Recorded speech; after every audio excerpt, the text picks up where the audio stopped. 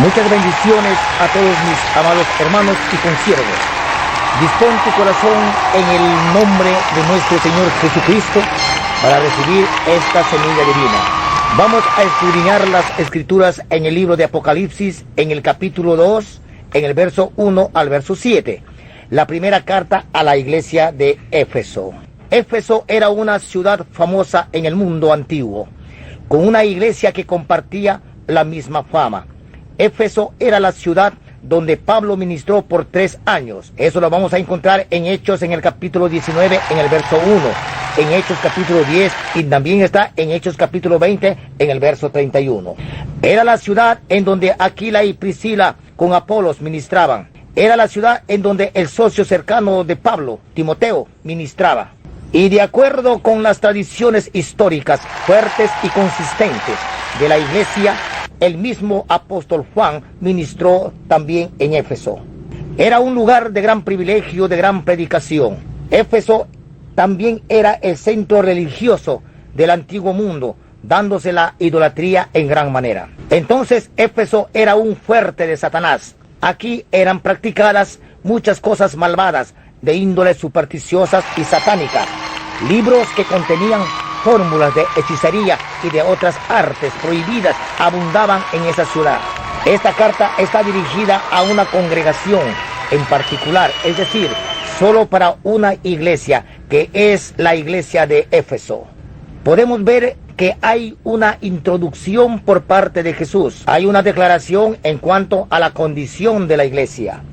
También hay un veredicto, es decir, una decisión final de Jesús en cuanto a la condición de la iglesia. Un mandato de Jesús para la iglesia. Una exhortación, es decir, Jesús hablando a la congregación con autoridad y derecho general para todos los cristianos de Éfeso. Y una promesa de recompensa. Podemos entender que Él nos conoce porque andamos con Él. Por eso Él tiene que decir algo a la iglesia de Éfeso. Vemos el carácter de la iglesia de Éfeso, es decir, de la manera de pensar y actuar como cristianos. La carta dice: escribe al ángel de la iglesia en Éfeso. Este ángel es el pastor de la iglesia en Éfeso. De alguna manera este ángel representa a esta iglesia. Entonces la carta es dirigida al representante para toda la iglesia.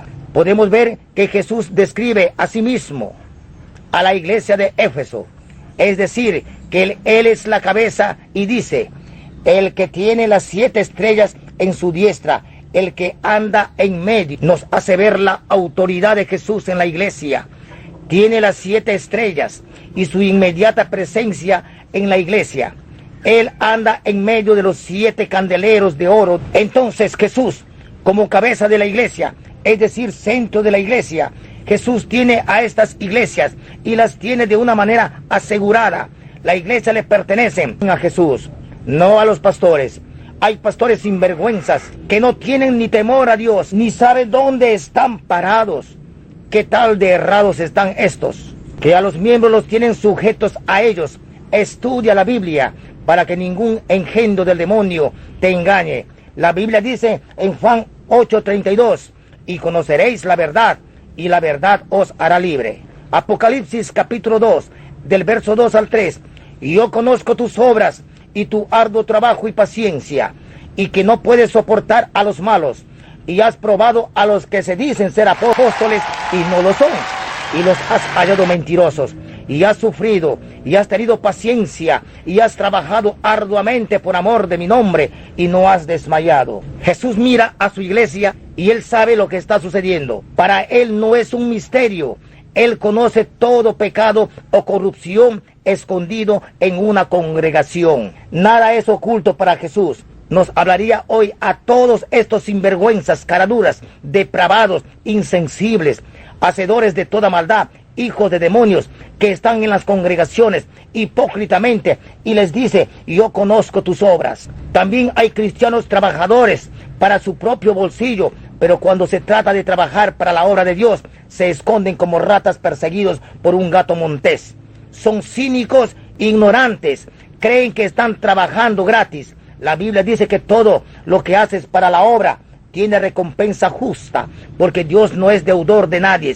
En el primer mandamiento nos ordena el Señor de servirle con todas nuestras fuerzas, de tus manos, de tus pies, aún de tu lengua. Eso quiere decir con todas tus fuerzas de tus miembros. ¿Qué más nos dice a la iglesia de Éfeso? Yo conozco tus obras y tu arduo trabajo y paciencia. Jesús sabe lo que esta iglesia está haciendo bien.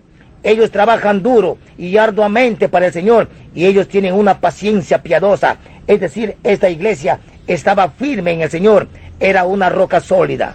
También le dice, no puedes soportar a los malos, es decir, de gente orgullosa, depravada, corrupta, indigna, satánicos, dañinos, peligrosos, porque la iglesia de los Efesios era de una doctrina pura de Dios. Pablo advirtió a los Efesios en Hechos, en el capítulo 20, del verso 29 al 31. Les dice, porque yo sé que después de mi partida entrarán en medio de vosotros lobos rapaces, pastores falsos, hijos de demonios, mentirosos, que no perdonarán al rebaño.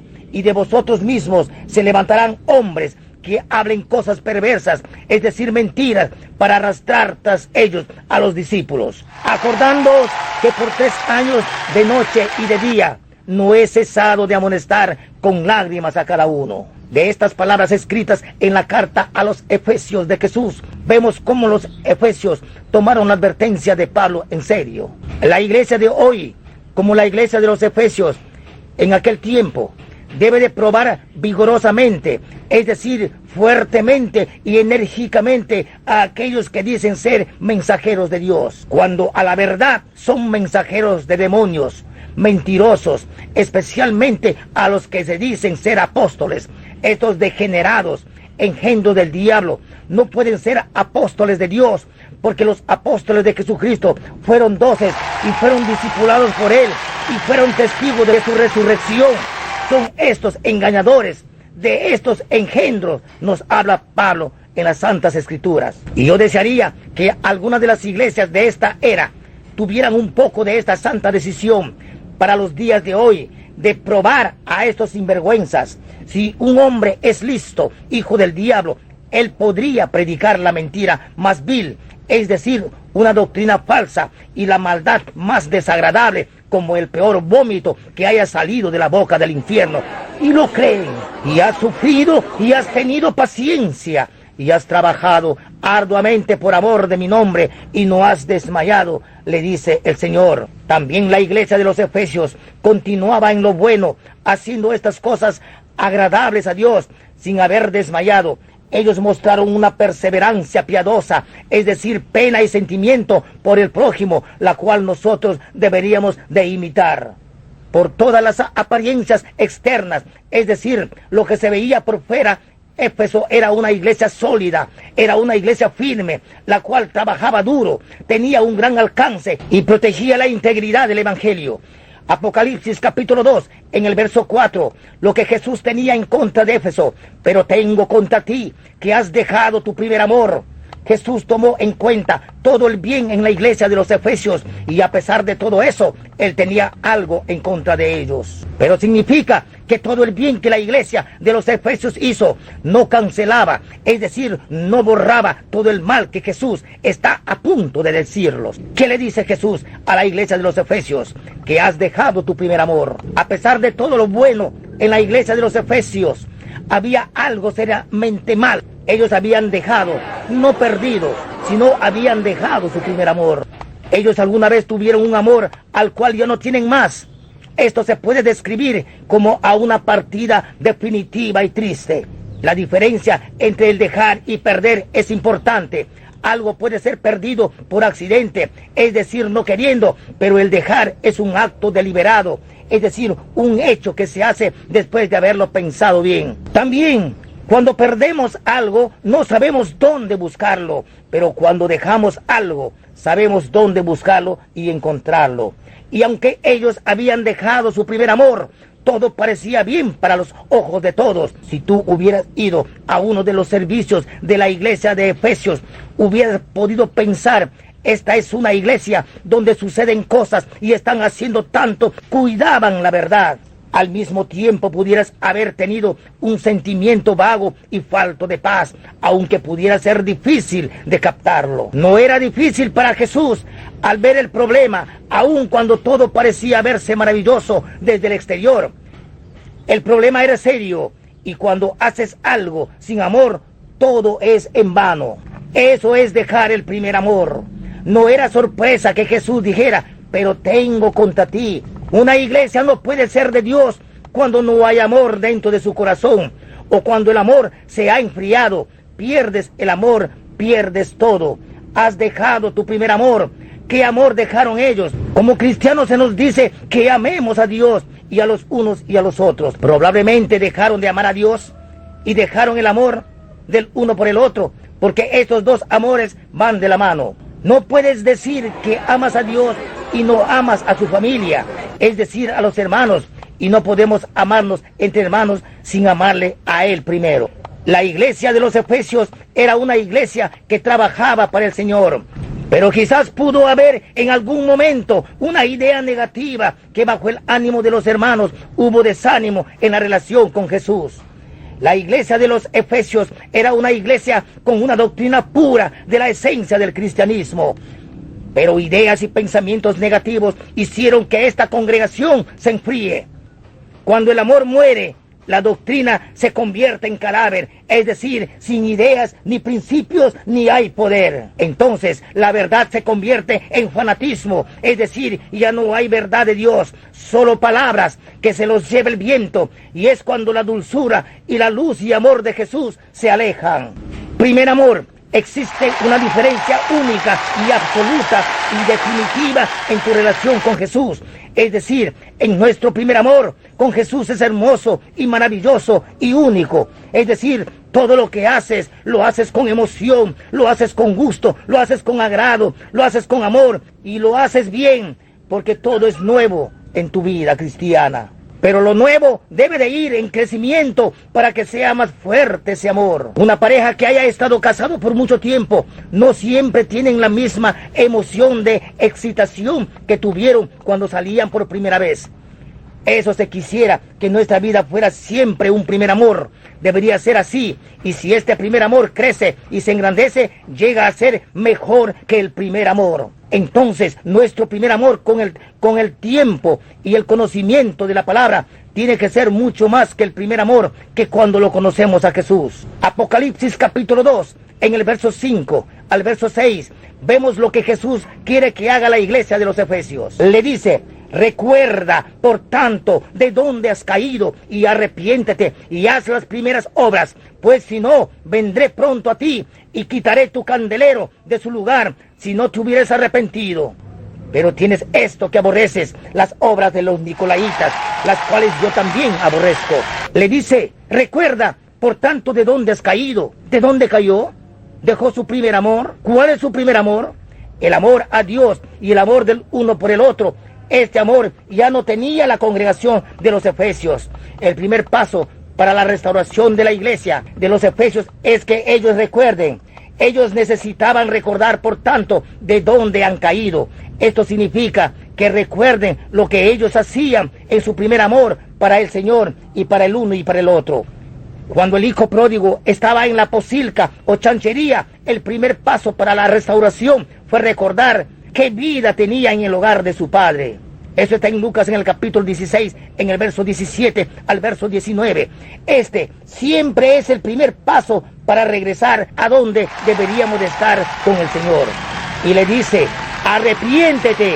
Este no es un mandamiento para sentir lástima de uno, o en verdad para no sentir nada. Arrepiéntete significa el cambiar de dirección, de ser, el ir o caminar en una dirección diferente en tu camino, dejar de hacer de lo que estás haciendo, reconociendo que es malo y desagradable a Dios. El camino diferente es una apelación, es decir, solicitar a Dios urgente que anule la sentencia en que se encontraba para un cambio rápido de actitud y conducta antes de que sea demasiado tarde. También le dice: haz las primeras obras, Esto significa que ellos deben de regresar a lo que hacían antes en su primer amor con Cristo, con el mismo amor y deseo ferviente de servicio para con el Señor y los demás, de tales cosas que nunca deberían de verse separado. ¿Qué son las primeras obras? ¿Recuerdas cómo solías pasar tiempo en su palabra con mucho deseo, amor e interés por Él? ¿Recuerdas cómo solías orar? ¿Recuerdas cómo alababas al Señor? ¿Recuerdas cómo atendías la prédica? ¿Recuerdas el gozo que tenías al juntarte con otros cristianos? ¿Recuerdas la emoción? ¿Recuerdas lo emocionado que estabas de contarles a otros acerca de Jesús? Eso es hacer las primeras obras. Nuestra poca atención a Jesús nos hace que nos aburramos. Entonces tenemos que tener más tiempo con Él y estar con más deseos de conocerle cada día más a Él, y aumentará más nuestro amor por Él. Abra bien los oídos, orejón, y escucha. Pues si no, vendré pronto a ti y quitaré tu candelero de su lugar. Jesús le da una advertencia, pues si no se arrepienten, Él removerá su luz, que es su palabra y su presencia. Es decir, van a cambiar las cosas. Y cuando su candelero sea quitado, es decir, su luz, ellos podrían continuar como una organización, pero ya no como una iglesia verdadera de Cristo, sino que será la iglesia Icabod, donde la gloria se ha ido, es decir, en una congregación sin gloria. Quiero que entiendan esto muy claro. La iglesia de Cristo es la iglesia de la gloria de Jesucristo. Jesucristo es la cabeza, y organización es la iglesia sin Cristo, sin gloria, gobernada por mandamientos y estatutos de hombres. Salva tu alma y huye de estas organizaciones de nicolaitas, sinvergüenzas, hijos del diablo. Al parecer, los efesios regresaron a su primer amor sin comprometer la pureza doctrinal. Esto no es siempre un balance fácil de mantener, pero los efesios, al parecer, la mantuvieron al menos por un tiempo. También le dice: pero tienes esto, que aborreces las obras de los nicolaitas. Para que los efesios no fueran desanimados, Jesús les habla de esa manera. Le da otra alabanza a esta iglesia. Se les halaga diciendo: porque odian las obras de los nicolaitas. Pero ¿quiénes son los nicolaitas y cuáles son sus obras? La doctrina de los nicolaitas, también condenado en Apocalipsis, en el capítulo 2, en el verso 15, y en ese pasaje se relaciona a la inmoralidad e idolatría de los nicolaitas. Ireneo, escribiendo al final del segundo siglo, describe lo que él sabía de los nicolaitas. Los nicolaitas son los seguidores de aquel Nicolás, quien era uno de los primeros ordenados, es decir, que recibió poder en el cargo dado al diaconado por los apóstoles. Ellos llevaban vidas de indulgencias, es decir, tenían especial facilidad de perdonar las ofensas o castigarlas con benevolencia, y para juzgar pacientemente a los demás. Los nicolaitas, quizás los nicolaitas cumplieron todos estos aspectos al ser un sistema típico, es decir, un conjunto ordenado de ordenanzas que regulan el funcionamiento de un grupo o colectividad, y de gnosticismo idólatra inmoral, jerárquico. Los gnósticos son sectas que dicen ser cristianos, pero sus obras son diferentes a los primeros cristianos. El carácter de estos hombres es plenamente señalado en el Apocalipsis de Juan, al enseñar que es un asunto diferente el practicar adulterio y el comer cosas sacrificadas a los ídolos. Los nicolaitas, como todos los engañadores, hijos del diablo, que llegan al cuerpo de Cristo, reclaman que ellos no estaban destruyendo al cristianismo, sino que estaban presentando una visión mejorada y modernizada, sin vergüenzas, depravados, demoníacos, queriendo corregir a Dios, las cuales yo también aborrezco, dice el Señor. Estas son poderosas palabras en cuanto a que estas vienen de nuestro Salvador, quien es tan rico en amor. Quien quiera que fueran los nicolaitas, sea el que fuera que ellos hicieron o enseñaron, aprendemos algo sobre ellos de la opinión de Jesús. Aprendemos que el Dios de amor aborrece el pecado y quiere que su pueblo también aborrezca el pecado. Hace una exhortación general a todos los que oigan. El que tiene oído, oiga lo que el Espíritu dice a las iglesias. El que tiene oído, oiga. Esto significa a todos, o al menos a todos los que escuchan. Esta carta no fue escrita solamente a la iglesia de Éfeso del día del apóstol Juan. Esta carta también es para nosotros del día de hoy, para todos los cristianos a través de los siglos. Oiga lo que el Espíritu dice a las iglesias. Cada una de estas 7 cartas es para todas las iglesias de hoy en día. Debemos escuchar lo que el Espíritu dice a las iglesias. El que tenga oído, oiga lo que el Espíritu dice a las iglesias. No fueron escritas 7 libros, sino un solo libro que contenía a estas 7 cartas, de la cual cada iglesia o la iglesia en sus múltiples periodos de tiempo pudiera aprender acerca de lo que le interesaba. Apocalipsis capítulo 2 en el verso 7, la promesa de una recompensa. Al que venciere le daré de comer del árbol de la vida, del cual está en medio del paraíso de Dios. Al que venciere, Jesús hizo esta promesa, aquel que venciere. Pero ¿qué es lo que venceremos? Usualmente pensamos en vencer en términos dramáticos, al vencer pecado y guerras espirituales, pero al parecer Jesús está aquí hablando de vencer la frialdad de sus corazones y la falta de amor, marcada por alejarse de su primer amor. Le daré a comer del árbol de la vida. La promesa para estos vencedores es regresar al Edén y a la vida eterna. Esto quiere decir en el sentido eterno de llegar al cielo, el cual no era una pequeña promesa a la iglesia que estaba amenazada con la remoción de la presencia de Jesús. También quiere decir en el sentido de ver los efectos de la maldición que se aleja de nuestras vidas por medio de nuestro andar en el amor redentor de Jesús, el cual está en medio del paraíso de Dios. Originalmente la palabra paraíso quería decir un jardín de deleite. Eventualmente llegó a significar el lugar donde Dios vive, donde Dios está. Ese es el paraíso. Que el Señor me lo siga bendiciendo en su grandeza espiritual, para que tú seas un instrumento de Dios en este futuro tiempo, en que vienen tiempos malos, amado hermano. Tenemos que regresar. Si es que has equivocado el camino, regresa a lo que eras antes. Regresa a tu primer amor, porque Dios te necesita, porque eres un instrumento en sus benditas manos para la gloria de su nombre.